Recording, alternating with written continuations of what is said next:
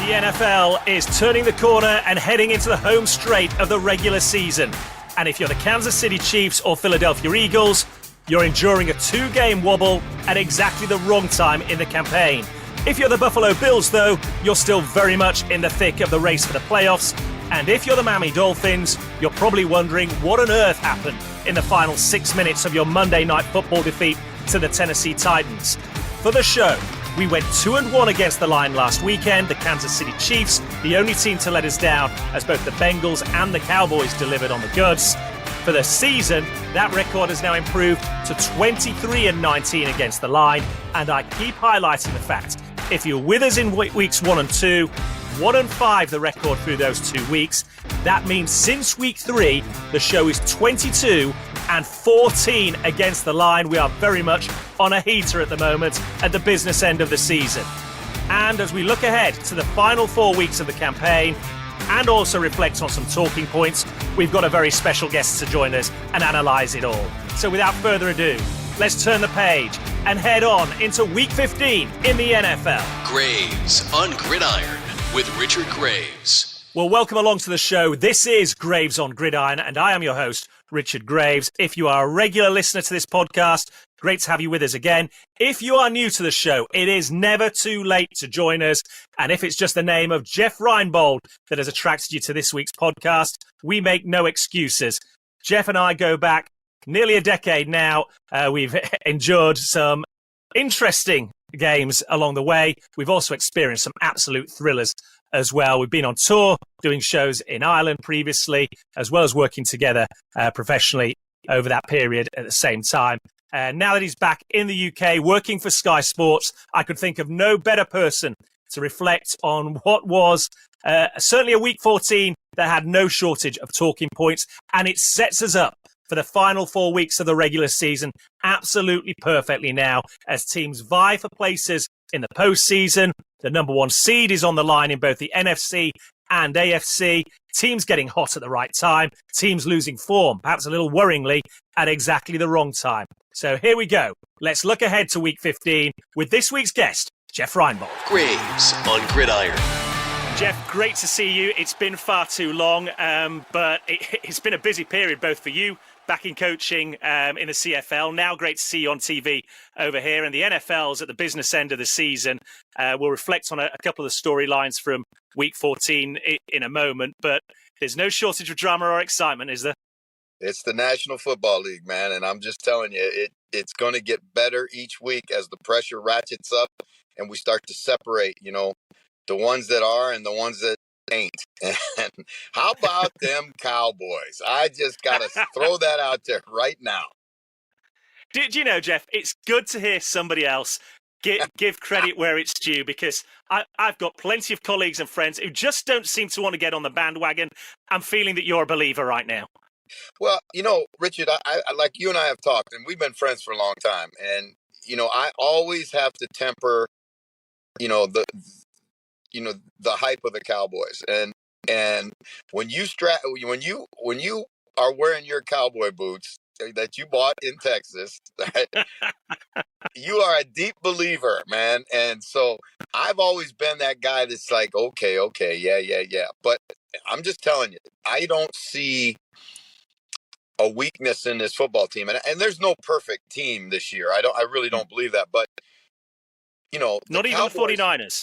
No, I don't think so. I think we've seen that they have some issues too. And, in some ways, when you compare the 49ers and the Cowboys, if the Cowboys can jump on the 49ers at the start of a game and get them to play from behind, right, that's when I think the Cowboys will beat them, because the Cowboys, that defense runs so well and plays the and rushes the passer, attacks the passer so well.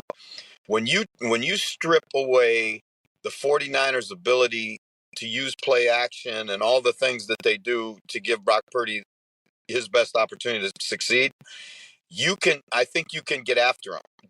They're not built to drop back and throw the ball 45 times a game, So that to me would be the key. If they could play the 49ers in Jerry World and get off at the start of the game, get a 10 or 14 point lead, I think it would be a really, really interesting game. Well, I tell you what, Jeff, whilst the Cowboys and 49ers might have nice problems to deal with at the moment, one organisation that certainly has a few issues are the Kansas City Chiefs. All the talk, obviously, in the fallout was the reaction of Patrick Mahomes. Andy Reid called the officiating embarrassing, which you'll know better than most of us is extremely outspoken language for him. But I've seen Dan Orlovsky look back on it, back at the tape. And it's not just that one occasion that Kadarius Toney is blatantly stood in an offside position. There's 4 or 5 other occasions during the course of that game. Now, I get the argument that the officials didn't warn the Chiefs or Toney himself, but equally the Chiefs admit that Kadarius Toney never checked with the officials either. Where do you stand on this? And is this just symptomatic of the growing frustration within the Chiefs organization this year? Well, the great Muhammad Ali once said, "I'm going to shock and amaze you." And if you're an official who's ever stood on the sidelines during one of our games, I'm sure they're going to say, "There's no way he said that." I'm siding with the officials here. I'm on the side of the guys in the striped shirts for once, because there is, let me just put it this way, Richard. His mistake was the mistake you might get from a junior high age kid, because a receiver has been taught and told, and I don't know, maybe a million times, when you're on the line, you look inside first, then you go to the side judge and ask him, just give a thumbs up or a thumbs down if I'm okay. Toney didn't do that. As a matter of fact, he was so blatantly offsides. And I know Andy says 6 inches or a foot. Nuh-uh. Look at the film. He is blatantly, the side judge couldn't even see the ball. Now, what's incredible about this, and where I think Andy lost credibility with his argument, is there were numerous times in the game where the Chiefs didn't have enough guys on the line of scrimmage, right? And those are detail problems. Those are issues with accountability and details. And you look at the Chiefs, and this is the football team. Of all the teams in the National Football League, they have dropped more passes than any team in football. And you've got one of the most accurate passers throwing the balls to him. So what does that say to me as a guy who's been in coaching for a long time? They've got accountability issues, technique issues, and attention to detail issues that are manifest not only in their drops, but in the fact that they can't do the simplest of all things, which is line up correctly. Yeah, and ultimately, it's not just one mistake here, one mistake there. These are now game-changing mistakes, and they're turning potential victories into losses. You know what, Richard? You're exactly right. And I'm going to tell you, again, my experience in this business, if you have guys that don't pay attention to detail and are lazy mentally, right? Not lazy physically, lazy mentally, they will break your heart at the worst possible moments. And that's exactly what happened with Kadarius Toney. Now, I'm not a hater at all. You know me better than that. But one of the reasons Kadarius Toney is not in New York is the same reasons, if he doesn't get it fixed, he's not going to be in Kansas City much longer either. Yeah, for certain. So problems in the AFC for the Kansas City Chiefs. Do we have problems in the NFC now for the Philadelphia Eagles? And I know this sounds crazy because at 10-3, they're tied for the best record in football. But you remember this defensive front, which was on a record-setting pace for sacking opposing quarterbacks last year? Well, if you look over the 3-game stretch when they played the Chiefs and they played the Buffalo Bills and the 49ers, they weren't just not pressuring the quarterback. They only had 4 sacks combined in those 3 games. Now, I know they got to Dak Prescott on 5 different occasions on Sunday night in that defeat over in Jerry World, but they're the 29th ranked pass defense in the NFL. Teams in the recent 5-game span are averaging 29.4 points a game. They've tried to bring in a bit of veteran help at the linebacker with Shaquille Leonard. For as well as they've played over the last 12 months, do we have problems in Philadelphia? Well, certainly, I think anytime your statistics tell you that, I mean, those are revealing statistics. This is a team that, for as many great pass rushers as they have, especially on third down, they're one of the worst pass rush teams in the league on third down. Now, part of that is what's going on in the back end. Right now, Bradbury and Darius Slay are not playing very well, right? And, they went out and got Keith Byard to help their safety situation. He has, but this is a football team that's really underachieving, particularly on defense. And I think Sean Desai he's got to shake that thing up because, that's too good a football team. There's too many good football players to give up points like they're giving up and not being able to get stops. And, in this day and age in the National Football League, they're no 85 Bears anymore. All right. Unless you're playing somebody that's just junk on offense. But you have to get stops, and they just can't get stops at critical times. I think the other thing, and we talked about this on the broadcast at Sky, and I really wish we had a chance to really break it down because it was really evident when I looked at the all 22 tape. Nick Bosa said that they had the blueprint for beating the Eagles. So I went in and I watched the tape, Richard, and I spent a lot of time breaking it down, ran it through the computer that I use, and what they did, what Steve Wilkes was able to do to make Jalen Hurts be a quarterback, not be an athlete who runs around and makes plays with a great arm and great feet and, but really make him get in the pocket, go through his read progression, avoid again, not have his eyes into the rush because he does look down into the rush a lot. They did something that I had never, ever seen done before, where they actually put all of the DBs in straight man-to-man coverage. There's no safety in the middle of the field. They blitz and engage the running back, so you couldn't get the ball to him. They took the screen away, and then they sat two guys as spies. So you had a spy on each side of the quarterback. Normally, you only spy with one guy because you want somebody free in the middle. Well, what they saw on tape is that as soon as he feels any kind of pressure, his eyes go away from the receivers and go down to the rush looking for a place to bail out.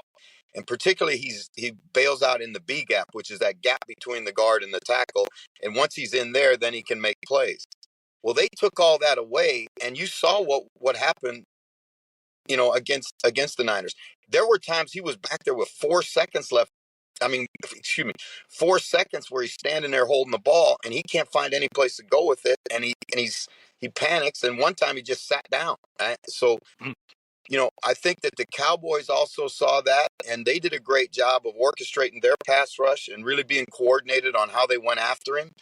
And, when you play in pro football, if there's something you don't do very well, other teams are going to make you do that the entire game. And I think that's where I would be concerned if I'm, Nick Sirianni.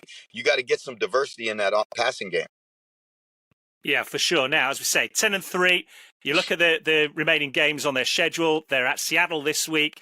Then they're at home to the Giants, home to the Cardinals, away at the Giants to round off the regular season. If they win out, they win the NFC East by virtue of holding the tiebreaker over the Cowboys, and they've got a minimum locked-in number 2 seed. The question I've got, Jeff, after Monday Night Football and the Giants stunning the Packers, is that remaining schedule now as straightforward as it might have appeared at the start of Week 15? I think everybody's got to understand these guys are all pros. They're all good players. There are no bad players in the National Football League. So if you don't come to play, and I'm not saying that the Packers didn't come to play or the Dolphins didn't come to play, but the reality of it is, as we say, they get paid just like you do. And there are going to be games that you need to win, and if you think you're just going to show up and throw your helmet out there and they're going to run away from you, you better think again. And we saw that last night. I think this, for Philadelphia in particular, this game with Seattle, where you have to go from east to west through 4 time zones, play up in the Northwest where it's going to, who knows what kind of weather you're going to get, play in a stadium that's as loud as any in the National Football League. This is a big, big week for the Eagles. And again, Seattle, we've seen Seattle, they'll put you to the test and they'll compete. So this is a huge week for the Eagles.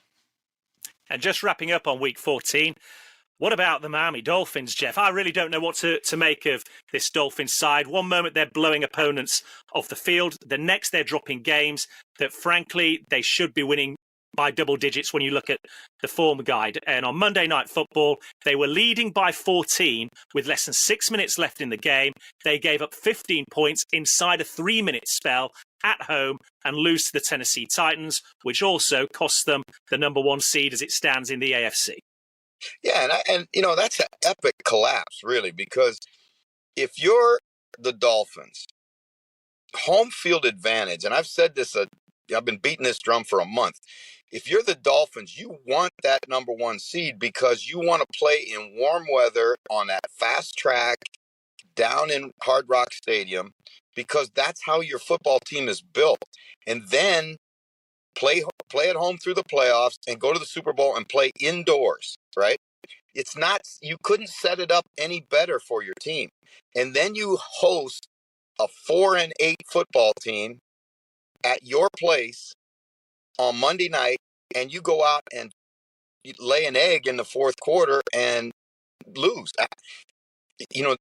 That's why I say, Richard, there are no perfect teams, right? There's no team, there's no dynasty team that, when the Cowboys, you go back to, we'll use your Cowboys as an example.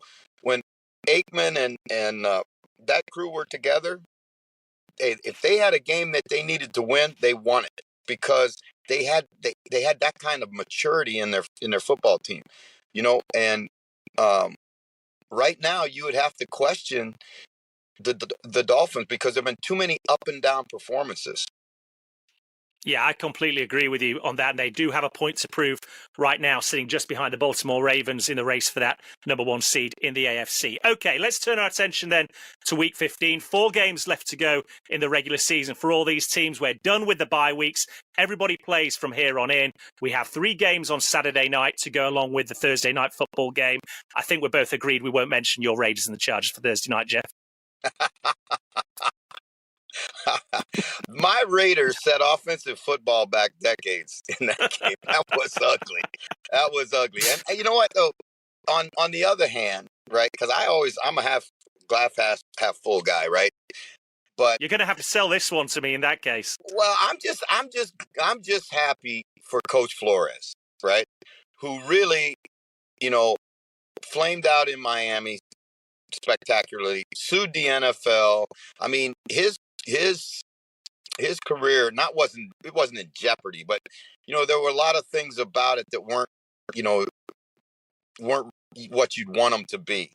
And he made the investment in his future going to Minnesota and has absolutely fixed a defense that couldn't stop anybody a year ago.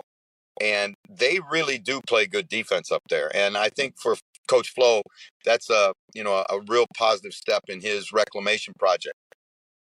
Yeah, for sure. And that leads us nicely on to the first game we're going to look at in the Week 15 schedule, because the Broncos go to the Detroit Lions. The Lions have a two-game lead at the top of the NFC North over the Minnesota Vikings, who, as you point out, despite all sorts of adversity and injury issues this year, are still in the hunt and very much in the thick of the race for a place in the postseason.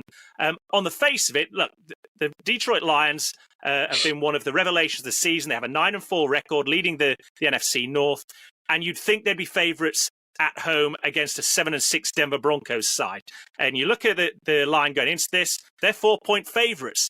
But I've got to tell you, Jeff, am I the only one that has reservations about the Lions right now? Because over the last month, they don't appear to me to be playing the kind of football that you want to be playing at the business end of the season if you're going to make a deep run into the postseason. Well, again, we talked about maturity, right? And maturity is when you have a mature football team, you don't have the highs and lows. You basically function at a high level all the time. Now, there are some things about the Lions when you look at them that say, okay, they're not quite there yet, right? I really think that their roster is probably 2 years away. I'm concerned as a Lions fan that my quarterback is a little bit of a yo-yo. He's kind of up and down, and you really don't know sometimes what you're going to get. he can be hot and throw for 300 and 3 touchdowns and without an interception, or he can have that look on his face that we used to see when he was in St. Louis and Los Angeles with the Rams, and they were playing the Patriots in the Super Bowl, and he looked like a kid that was afraid to go to school, and who are they? That's the thing that's so frustrating with these Lions, and I don't know. Right now with the Lions, and this is why I say there's no perfect team. I don't know if the Lions are good enough on defense. Can they grind out, and you have to do this sometimes in playoff football, can they grind out a 14-10 game, a 17-14 game, a 2017 game?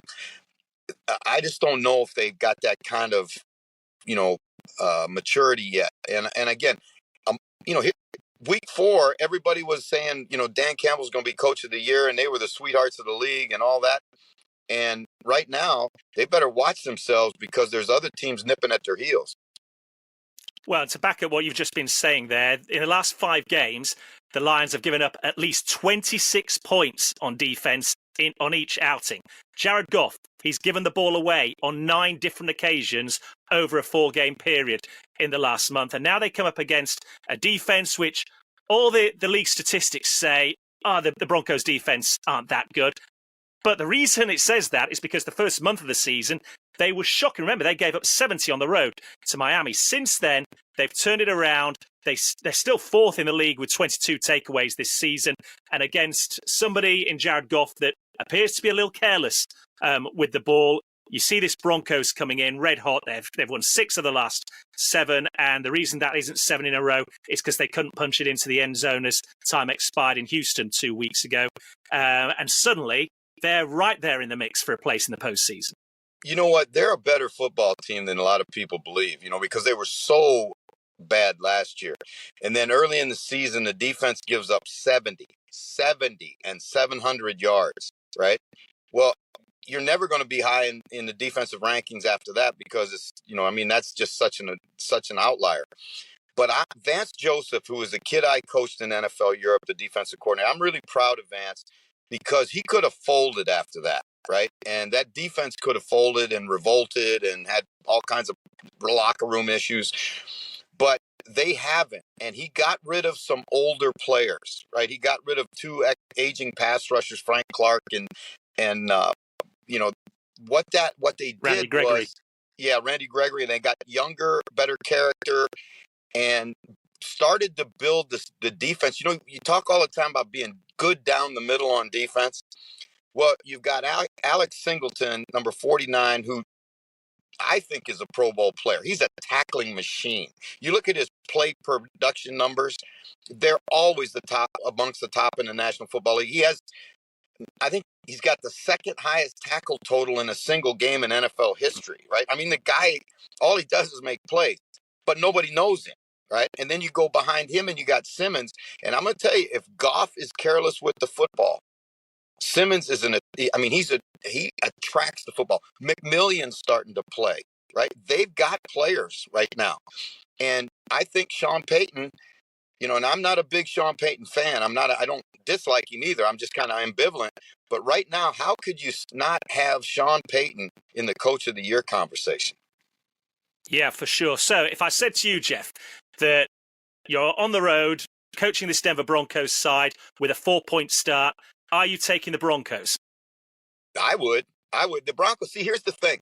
The Broncos can do some things to the Lions that make it hard for the Lions, right? You've got Jerry Jeudy on one side and Cortland Sutton on the other side. And Sutton, is playing extremely high-level football right now. Yeah, lights right? out. Their tight end is back now, healthy.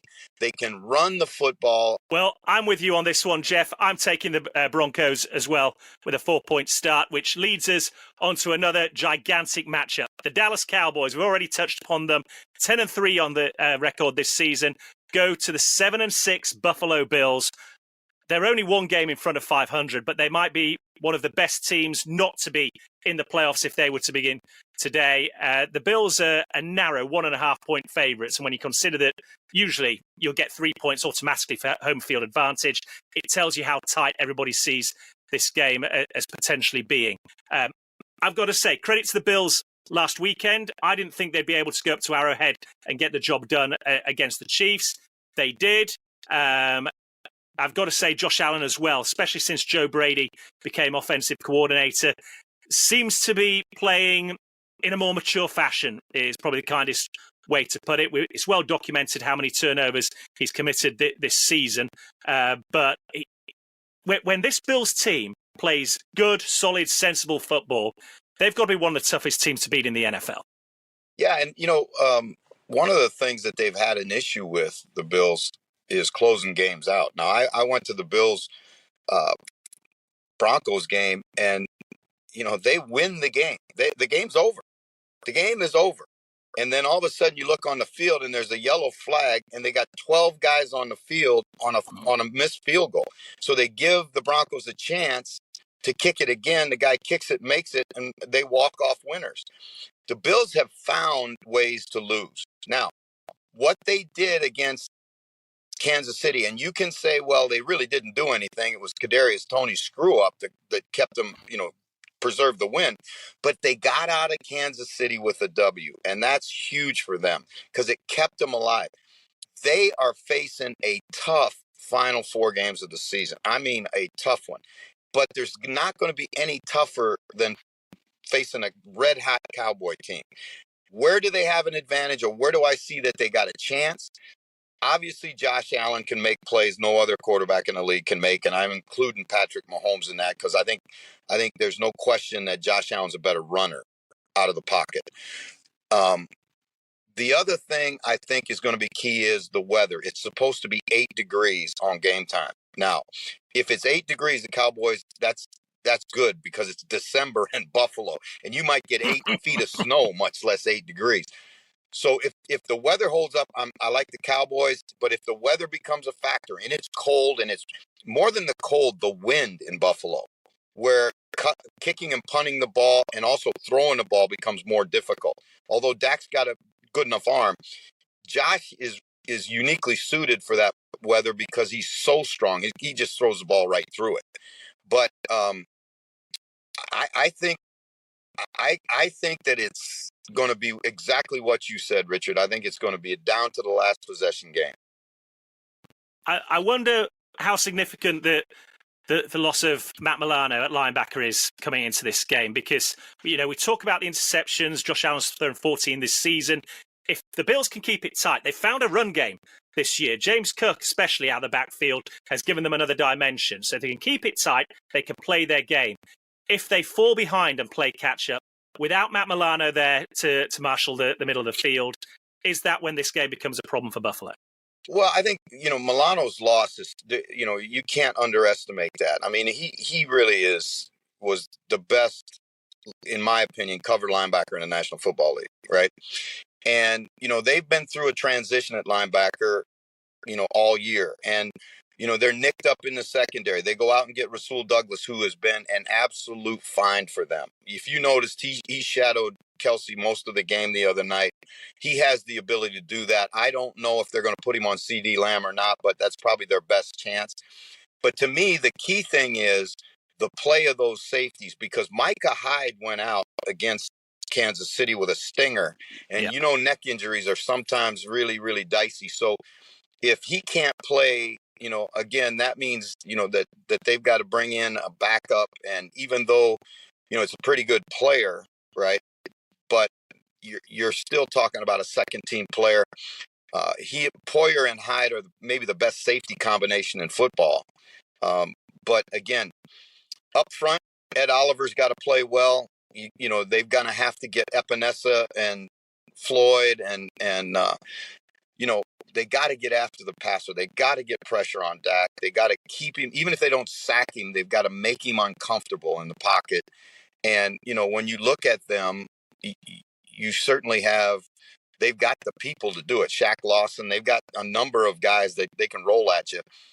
Cowboys front's got to hold up, and, they've got to find a way to get pressure on the quarterback. Yeah, for sure. And for Buffalo, you look at their remaining schedule now. If they can beat Dallas, they go to the Chargers, they're at home to New England, and then final day of the regular season. What are the odds on this one being moved to Sunday Night Football and flexed out? They are at Miami in what potentially could be a showdown for the AFC West or AFC East division title. So it's still in their hands, but it's a gauntlet of a schedule that they've got to run when you consider the Cowboys and the Dolphins there.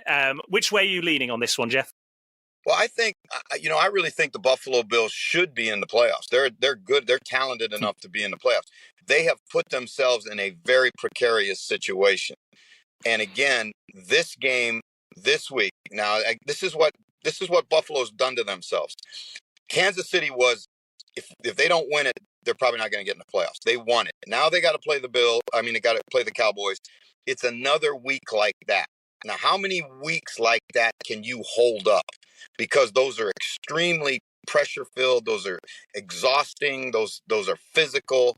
It's playoff football right now for the Buffalo Bills, and I think they have the talent to do it. Whether they have the resolve to do it over the next 3 weeks, we'll see. Which way are you leaning? I'm going to say the Cowboys will win it in a very close game. It'll come as no surprise that I've taken the Cowboys as well. And they're 1.5-point underdogs for this game. So we're in agreement for the first two. Let's finish off then with a potentially fantastic matchup. Sunday Night Football. The team with the best record in the AFC, the Baltimore Ravens, travel to Jacksonville to take on the 8-5 Jags. The Ravens are 3.5-point favourites on the road. But it was only 12 months ago, Jeff, that it was at this venue that really you feel the renaissance under Doug Peterson of the Jags began by upsetting Lamar Jackson and these Baltimore Ravens. Hey, wait a second now. I'm a football coach. What word did you use to describe Renaissance? That? Oh my gosh. What a bit word. Of culture. Where'd you go to university? The University of Life. There's no better one for you, Jeff.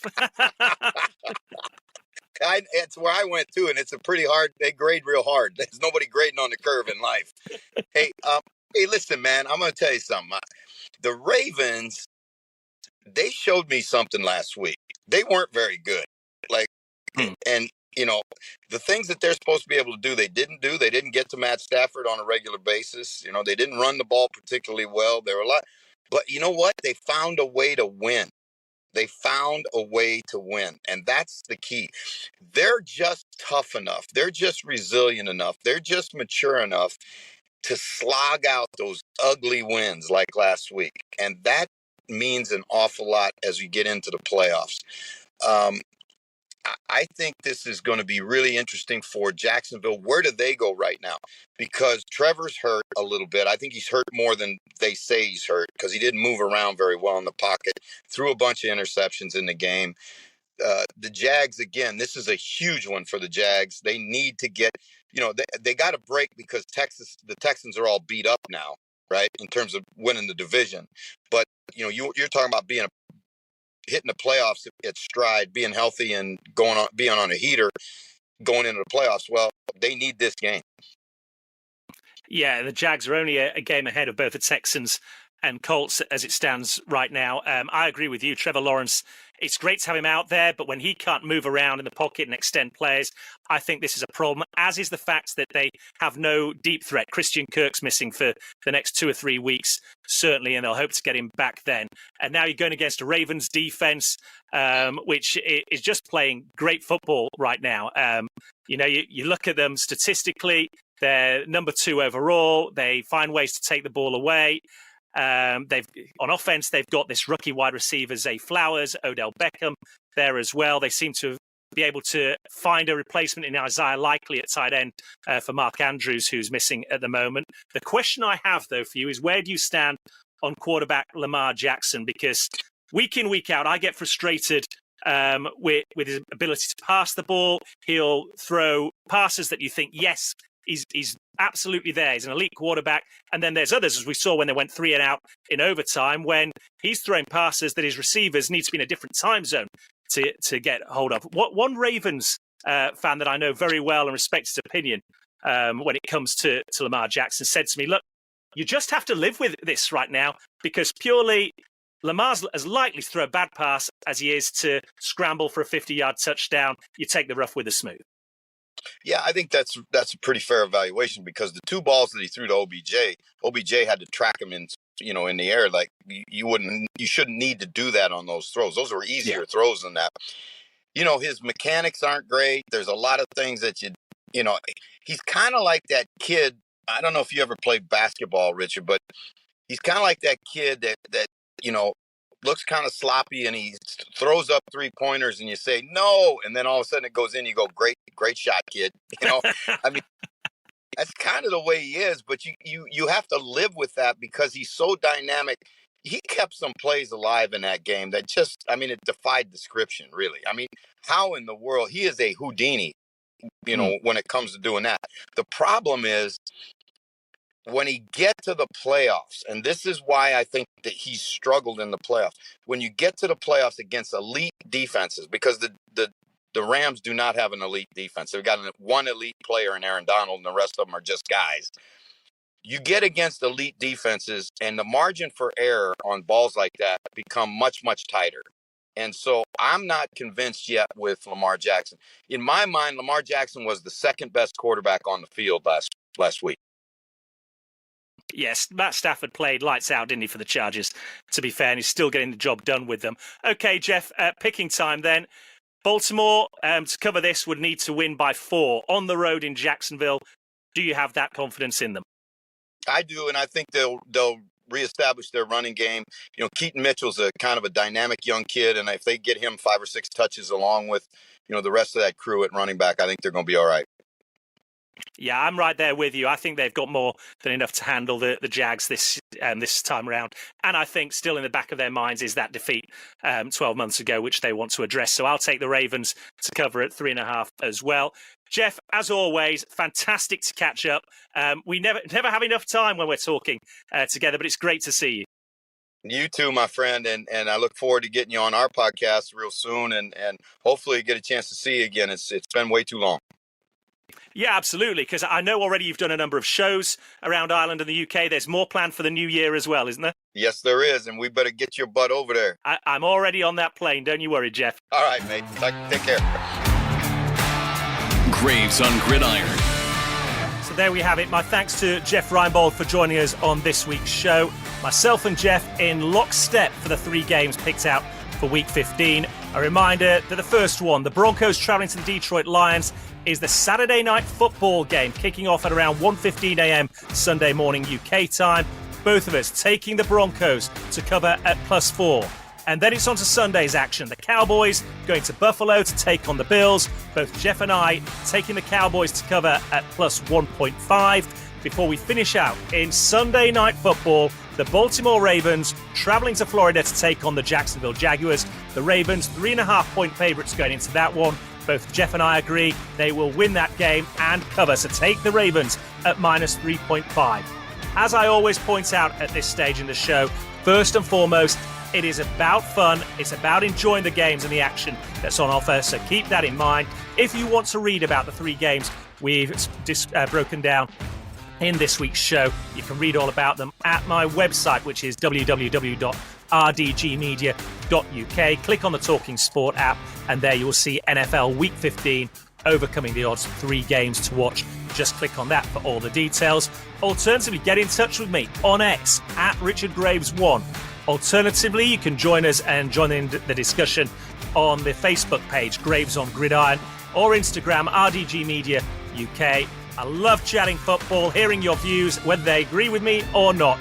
But for now, we're entering the final stretch in the regular season. It'll all fold out over the next month, folks. Sit back, enjoy it. There's going to be some drama, tension, excitement along the way.